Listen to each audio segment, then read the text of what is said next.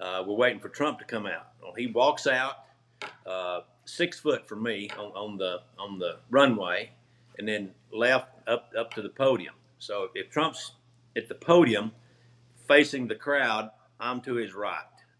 There's grandstands there, but I'm not in the stands. I'm up on the fence, about 30 foot from Trump. 5 years ago, former military communist leader purchased 130,000 acres in Del Rio, Texas, next to Laughlin Air Force Base. If you don't know much about Laughlin Air Force Base, that is where we kept and deployed our U-2 spy planes. I mean, top secret stuff at Laughlin Air Force Base. I don't know if they still do that. I know they do training there, but I do know it's not smart to let the Chinese set up camp right next to an Air Force base of any kind. So how many people in here would agree with me that it's high time we stop China from buying our farmland? Raise your hand. That's the stupidest thing we allow to happen. I can't believe we do that. So I've been working on this 5 years. I worked with Senator Colcourse. Good bill. She passed it out of the Senate, bipartisan, great bill. They amended it, made it better. It went to the State Affairs Committee in the House. Never got a hearing. Died. Yep. Because some Democrats didn't like it. Why wouldn't they want to pass that? Why wouldn't they want to say no China land ownership? We ought to be questioning the motives of the Democrats who don't want that. What was the reason? Well, it's got down to, it's no longer Republicans versus Democrats. It's no longer conservative versus liberals. It's the patriots versus the traitors. I mean, they hate this country. They want to destroy it. And Biden's doing a pretty good job of it.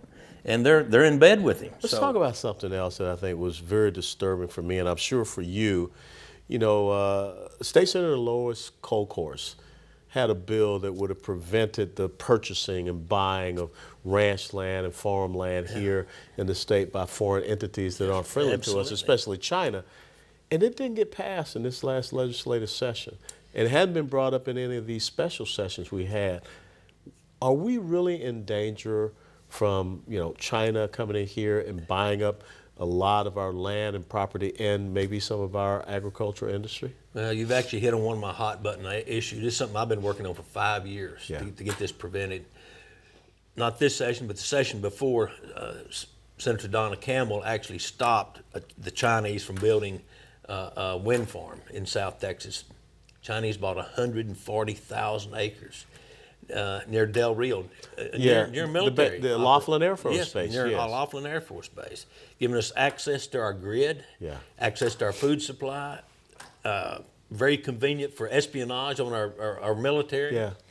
And that's just stupid. I mean, there's nothing smart about that. Yeah. I mean, other than greed, but or maybe say, well, that's somebody's personal property. They should be able to do what they want with it. Well, look, at some point, patriotism has to trump your property rights, because we don't have a country anymore. Yeah. You won't have any private rights, any property or otherwise. So I've been working on that. I worked very closely with Senator Colcourse. That bill shot out of the Senate like a slingshot, went to the House, died, and just died. Didn't go anywhere, and it's simply because the Democrats still run the House. The committees where Democrat chairmen are there, so they won't even give it a hearing. Yeah. Much less vote it out and send it to the floor for vote of the full House.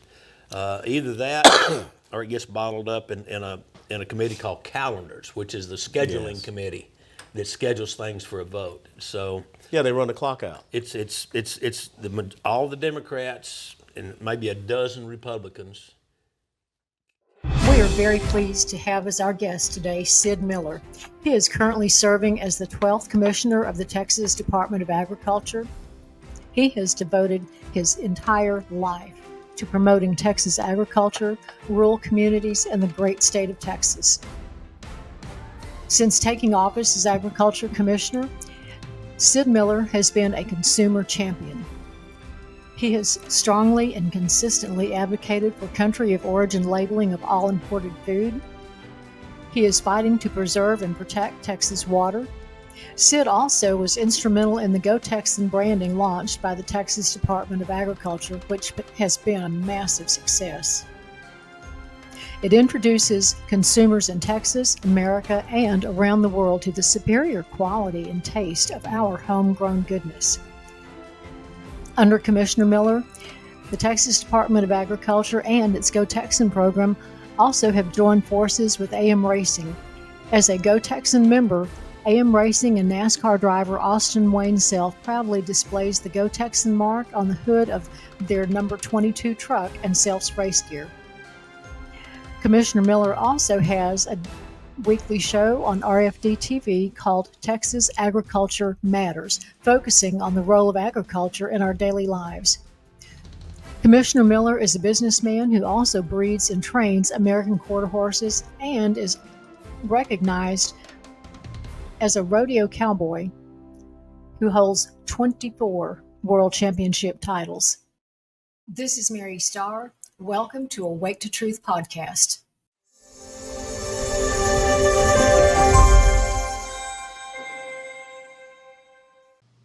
Sid, it is such a pleasure to have you with us today. It is a beautiful day in Texas, and I think it's a beautiful day to talk about Texas, things going on in Texas. But before we do that, I'd like to hear about your personal experience at President Trump's rally in Pennsylvania. It sounds like you had a firsthand view of all the activities there. Okay. Well, let me give you a little background why the Texas Ag Commissioner would be in Butler, Pennsylvania for a Trump rally. It's kind of an odd setup of what in the world would I be doing way up there. So a couple of reasons. One, I had befriended Matt Cody, who heads up the Oil and Gas Workers of America. And he has 45,000 members. And working with Matt, I got his association to endorse Donald Trump's presidency. So that's got that out there. So all right. Pennsylvania is a big gas producer, big oil, Pennzoil. We think of Texas and North Dakota, but Pennsylvania is big in oil and gas too. So this was in a rural part, oil and gas production area of Pennsylvania. So they invited Matt to come up and be a speaker prior to Trump coming out. They wanted to emphasize that the oil and gas workers were behind Trump. And so I was asked to come to the rally. Second reason I was there, I was headed to the National Republican Convention with my bus. Now, let me tell you what the bus is. So about 3 months ago, I'm sitting around, my cowboy logic kicks in, and I'm thinking, they're going to keep Trump in the courthouse or the jailhouse. He's not going to be able to campaign much. Their whole plan is to keep him off the campaign trail and not let him have these big rallies. And they, and they're executing their plan. So I decided I'd be a surrogate speaker. So I put this 40-foot double-decker bus together, and I wrapped it, and I call it the Gas and Groceries Truth Tour. So we're going to all the swing states. I'm trying to move 1% of the vote in every swing state. And if we do that, if just 1%, Trump wins that swing state. So Pennsylvania is one of the swing states. I'm going to the Republican convention anyway in Milwaukee, Wisconsin. It's only like 500 miles out of the way. So I take my bus to the rally in Pennsylvania. And I debuted it at the state Republican convention in San Antonio. I had it down there. So we're there. Of course, I'm a VIP guest. I'm on the front row. Matt's with me. Have some other people with me. We're waiting for Trump to come out. Well, he walks out 6 foot from me on the runway, and then left up to the podium. So if Trump's at the podium facing the crowd, I'm to his right. There's grandstands there, but I'm not in the stands. I'm up on the fence, about 30 foot from Trump. So he gets about 5 minutes into his speech, and there's a big screen behind me, and he's got a graph up there of the rate of illegal immigration. The lowest point was under Trump, and it's going through the roof under the Biden administration. So he's kind of explaining that, and he turns to point at that graph. He grabs his ear. He grabs his ears first, then I hear a pop. So it's obviously a bullet, we know now, but the bullet hit him before we heard the sound, because if you ever watch fireworks, you see it and then you hear the boom. Right. The sounds travel slow. So I heard this pop, pop. You know, I thought, what? Who's got balloons in here? I didn't see any balloons. Then it was, instead of one pop, it was pop, pop, pop. And people started screaming. And I thought, oh no, this can't be happening. And so people are jumping down on the ground. They're kneeling down and getting as low as they can in the grandstands. And I don't get down. I'm looking for the shooter. I'm thinking, we got to get this guy. We got to tackle him. We got to get this person down before he kills the president. Well, now Trump, he's laying down on the floor of the stage, and then I hear a pop, pop, pop, pop, pop, 5 real rapid, burst, and Secret Service jump on him. I don't know if Trump's dead or what. His head's bleeding. I can't find the guy. He's, I figure it's a small caliber, like a 22, because it's not very loud. And I can't find anybody. I figure somebody's got him. That's 7 or 8 shots. Somebody's jumped him by now. And I hear screaming behind me. And I thought, oh, they got him. So I turned around, and the gentleman to my right was hit in the head. I think he's probably killed immediately. And then was a woman behind me to the left, had a chest wound. They don't talk about her for some reason. And then I just talked to Congressman Ronnie Jackson's nephew. He was about 2 seats behind me. He got hit in the neck.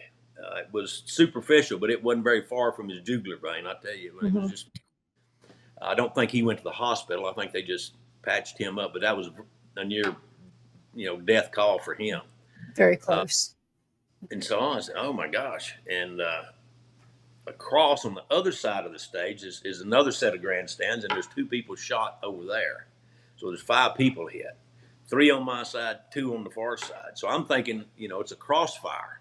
There's 2 shooters. Of course, I know now it wasn't. The people that got hit behind me were hit from behind, because the shooter was behind me, behind my side, up on a roof, and firing at Trump. And the bullets, I guess some of those rapid fire, that he probably wasn't aiming. He just pulling the trigger. Those rapid ones probably hit the people on my side. And the first 2 or 3 probably hit the people on the other side. There was one bullet hit a large forklift machine that was holding a large set of speakers up about 40 foot in the air. It hit a hydraulic line, and those speakers started coming down as it lost pressure. There was a big John Deere tractor over there blocking the view, for security, and that tractor took a hit. So that's 7 hits, and I don't know where the 8th. I can't account for the 8th bullet. I don't know where it went. So I'm still standing up, thinking, I'm okay. They're not shooting at me, but people all around me, are hit, and I don't know if Trump's dead or what. They're all piled on him. And he starts to get up, and everybody's so relieved. And he's laying down looking, right my way. And I'm looking him right in the eye.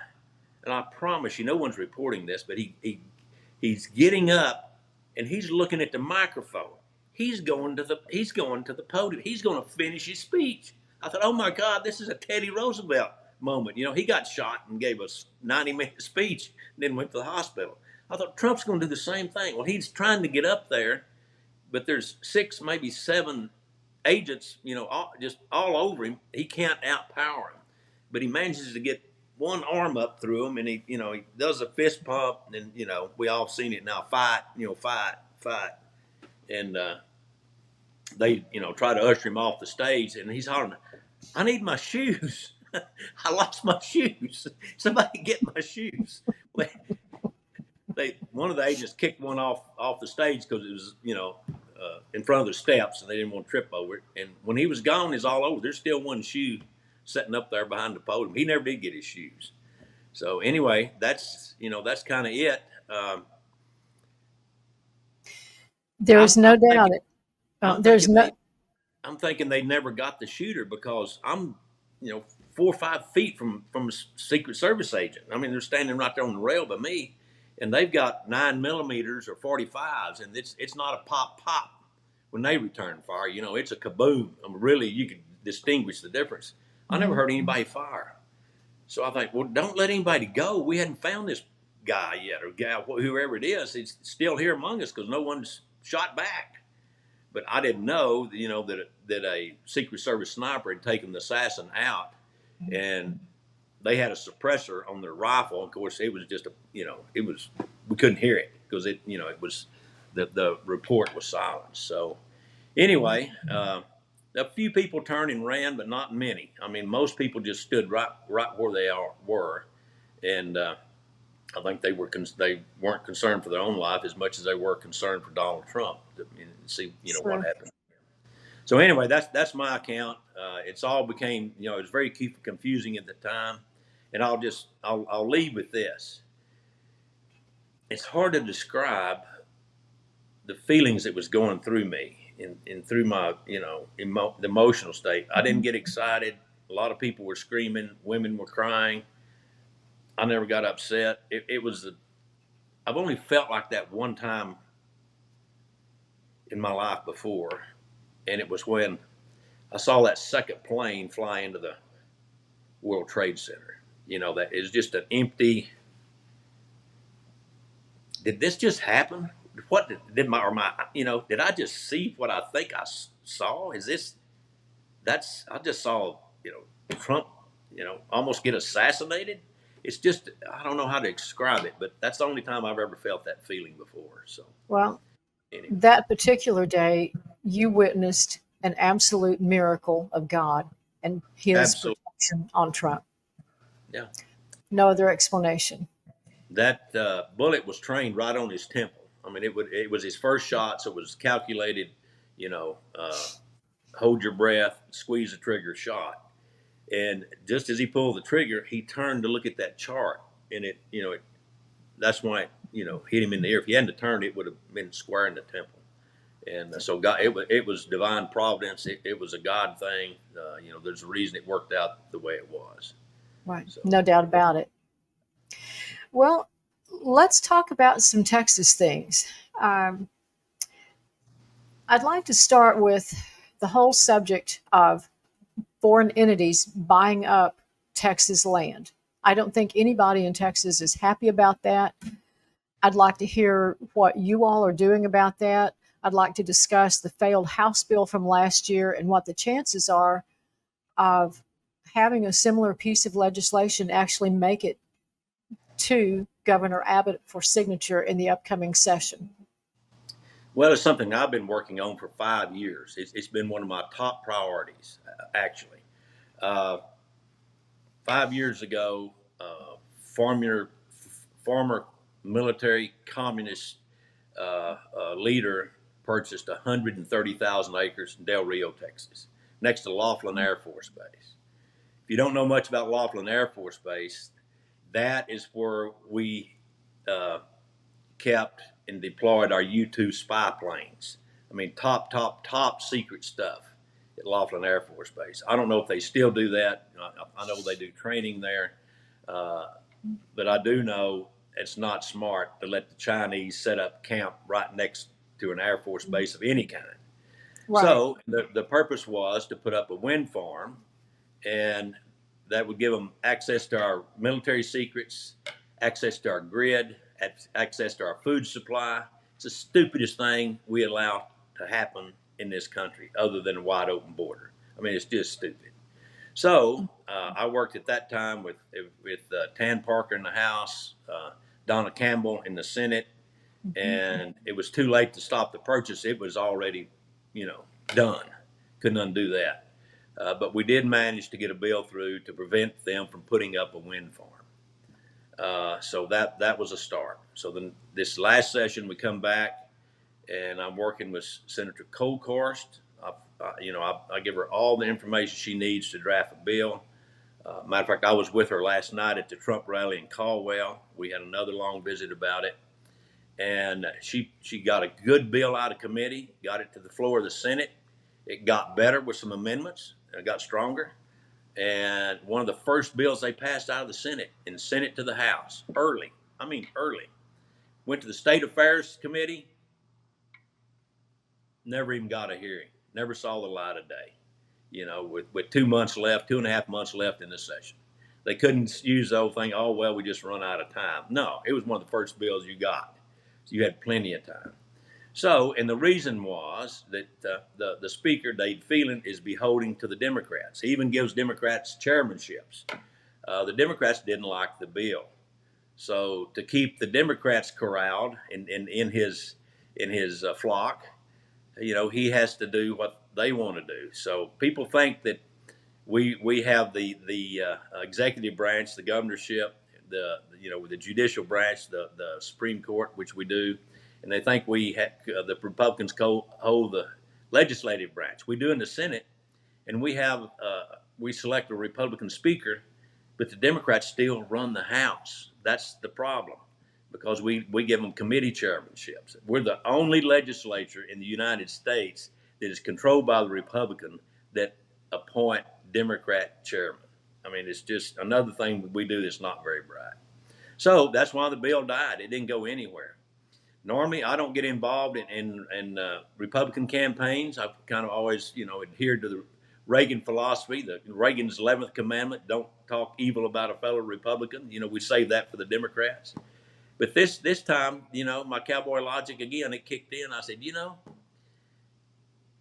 these guys aren't Republicans. They're rhinos. I'm going after them. So I declared open season, on rhinos, no bag limits. Let's get all of them. Mm-hmm. And we were successful. We went after them, and, we got about 15 of them, and another 5 didn't run again. So we made a huge dent in it. And we went after the speaker, Dave Phelan, and we got him in a runoff. And we had him beat in the runoff. He won the runoff by about 300 votes, but that included somewhere between 1,400 and 1,700 Democrat votes that crossed over and voted in the Republican runoff. We have to have closed primaries. We can't allow Democrats to be, influencing our primaries. So another thing I'm working on this session, of course, Dave Phelan, if he's in charge again, he'll never let that see the light of day. No, right. that's one of his mainstays right there. But I totally agree with you. I think closed primaries are the only. I mean, we've got to do it. This open primary thing is what cost us that election. Oh yeah, and since we went after those guys that didn't support us on school choice, I went after the guys that didn't support stopping our enemies from buying our farmland. Those are the 2 biggest campaign issues. So Dave Phelan's, he had this special committee, have a hearing this week, and Cole Hafner runs it. He's a lieutenant for Dave Phelan, and so they know that they got to do something. I suspect that they'll pass a very weak bill out of the House. The Senate will pass their strong bill again. If anything passes, it'll be a very, very weak bill. So anyway, we're going to work on that. Hopefully we can get a new speaker that has a different frame of mind. That was my next question. Is there a realistic chance of that happening? I don't think so. I think he still has all 65 Democrats. He only needs 10 of his lieutenants. They pretty much played their cards, saying they're going to stick with him. So I don't see a change. I hope there is, but we'll see. They're supposed to select the speaker in the Republican caucus, and all the Republicans hang together, but it never really works out that way. That's very disappointing, and that's a mild term I'll just use. Yeah, I know. It's wrong. Okay, next thing I wanted to talk about is what you're seeing on bird flu. Okay. Well, I think it's blown way out of proportion. It started here, and we've always had bird flu. Let me back up. It's avian influenza. It's in our poultry flocks. It's spread by migratory, basically waterfowl. As they come down in the fall, we'll have flare-ups, all across the United States. Texas, we've never really had a problem with it. We've had a few backyard flocks have it, but we've never had the whole, euthanize millions and millions of layers or broilers. This year was a little different. We had an outbreak in a dairy herd. And it was very kind of a pinpointed. It was in the Panhandle, the western upper Panhandle, some dairies up there had this mysterious disease going through them. We tested for everything, couldn't figure out what it was. And somebody said, well, there's a lot of dead birds around this dairy. I wonder if it could be bird flu. They said, well, cattle don't get bird flu. They've never gotten bird flu. So, well, let's test for it. So anyway, they sent off the test, and sure enough, it came back that these cows had bird flu.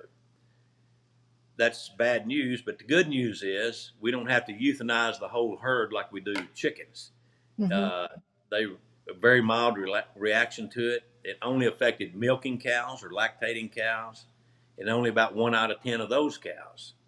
And it wasn't fatal. It was like they had the flu for about a week or 10 days, and they got over it.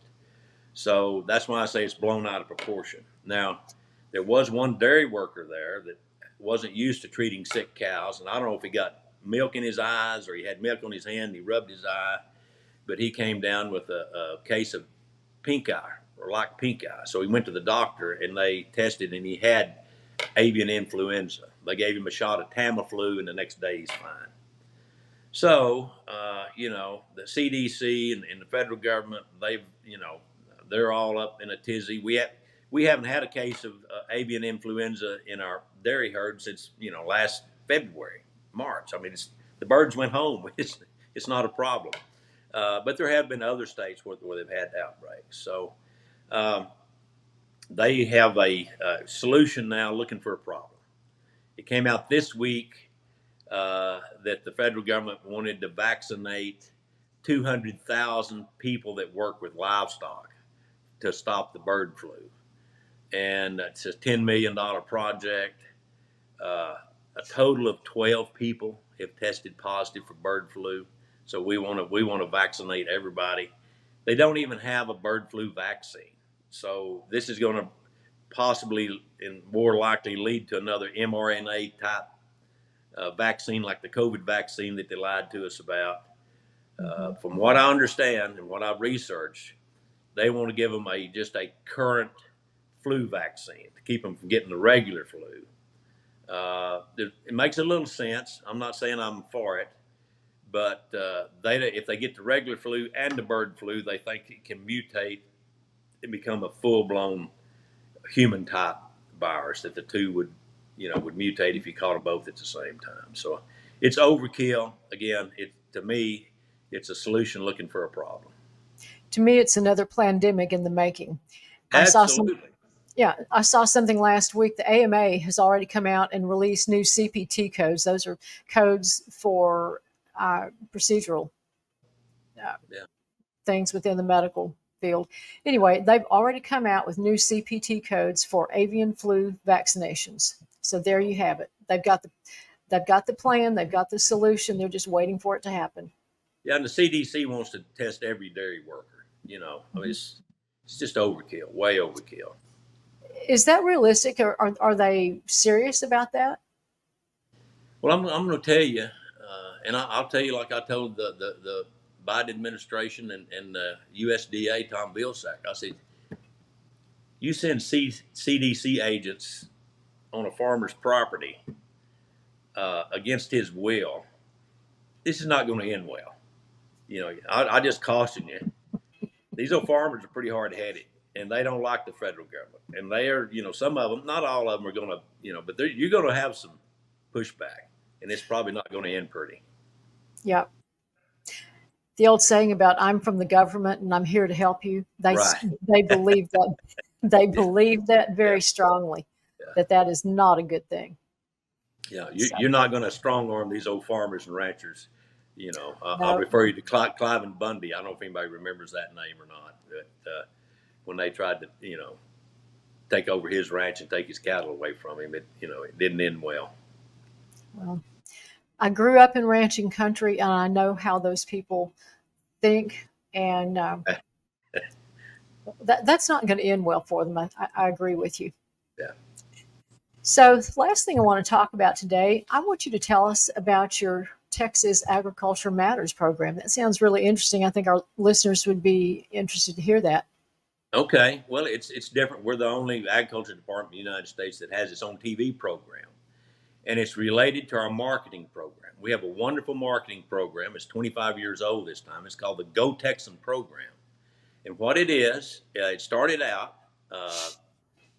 for entrepreneurs, startup companies, small mom and pop businesses that may make good salsa or beef jerky or some product, but they just didn't have any marketing skills. So they join our programs. Oh, come on, we'll help you get it in HEB or Kroger's. We'll show you how to, set it on Amazon. We'll do the photographing for you. We'll do the, all the technical stuff, show you how to do that. If you want to export it, we have a preferred export program. We'll show you how to, get into the export market. So it's worked real well. I changed it up a lot when I came on board. I realized real quick that, Texas is a very special place. People Yes, just it is. love. I go somewhere with this hat and boots and West Texas accent and big belt buckle. I'm just like a magnet, especially to foreigners. Everybody wants to do business with a Texan. It's just show up and close the deal. I mean, it's that easy. I'm not lying. It's just we have an advantage. You see the emblem of Texas, they know what that is. You show them the emblem of New Jersey or Utah, they have no clue. I mean, we've got, known for J.R. Ewing, and they associate John Wayne and, Comanche Indians and prickly pears and coyotes and, longhorns and all wells. That's all Texas stuff. So I said, we're going to take this nationwide, but we're also going global. We're going to have a global initiative. So me or one of my executive team members, we were on every continent on the globe the first 12 months I was in office, marketing Texas products, Texas agriculture products. And then I thought, we're over there. Why aren't we just marketing agriculture products? Why don't we do anything Texas? So we opened it up to non-traditional agriculture businesses. So we have people that are members of our Go Texan program, like Gulf States Toyota, SpaceX is a member. I mean, our logo is going to Mars someday. I just think that's cool. So to get back to how we got the TV show, we're all about promoting, our slogan at the department is Texas Agriculture Matters. So I would been on several interviews on RFD TV, which is all rural programming. It's based out of the stockyards of Fort Worth, Texas, and they have an office in Nashville and Omaha, Nebraska. It's 24-hour day rural programming. Very wholesome. Anybody in the family can watch it. I just love it. I watch it a lot. And they came to me and said, did you ever think about having your own TV show? I said, no, never really thought about that. So anyway, that kind of led to us having the Texas Agriculture Matters show to promote Texas agriculture products, our Go Texan members. So we've been doing that TV show now. I just finished my 12th season. We've had over 100 episodes. It's kind of like Bob Phillips' Country Reporter. That's been around 50 years. Most everybody's seen at least one episode of that. So we go around the state just showcasing the best that Texas has to offer. Some of it's unusual, some of it's more common stuff, but we have a good time. I do a live in-studio audience, and then we'll have 2 or 3 segments where we go out around Texas and showcase some Go Texan member and their product or whatever they're selling. So that's that. We also have our own NASCAR team. No other ag department has a NASCAR racing team, but it's the Go Texan team, and every member on that car is a Go Texan member. So it's a 100%. We actually don't pay a dime to do that.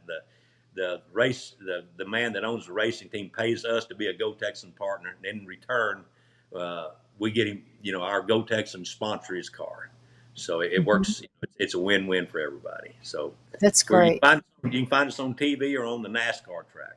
That's kind of unusual for a government entity to be doing that. It's very innovative, and I love it. Thank you. We enjoy it. Well, we will be sure and put up all of that information for our listeners so that they can follow that. It sounds like something that would be entertaining as well as educational. I think it's wonderful, and I applaud you for having the forethought to do it. That's great. Well, thank you. So while you're at it, when you put that up, I would ask a favor, 2 favors. Okay. Put up our gas and groceries truth tour.us so people can go to that website and follow the bus as we go around. We'll be out full time probably in September. I had to bring it home because I had Joe Biden's, I did that on the bus, so I've got to rewrap it and put the Kamala on it, So anyway, it's off the road now temporarily. And then go to my Facebook page, Miller for Texas, FOR, Miller for Texas, and follow us there. I have over 1 million followers there, and we put out a lot of good stuff there. Okay. We will be certain to include that all at the end of our video. Is there anything else you'd like to add as we come to our close? You know, we're just going to have to do another show another day because I got lots more stuff. So Oh, I'm all about it. You just say when. We hadn't scratched the surface yet. So That's anyway, awesome. Thank you for having me on. You've been a very gracious host. Well, you have been a fantastic guest. Thank you very much. And see you again soon. All right. Thank you. Bye-bye.